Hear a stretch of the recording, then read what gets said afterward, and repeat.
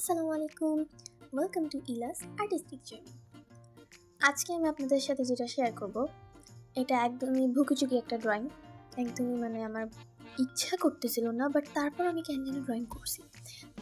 আমি আজকে একটা নিউ ভার্নিশ টেস্ট করতাম, আর এখানে একটা উল্টাপাল্টা গড়বড়ও করছি আমি।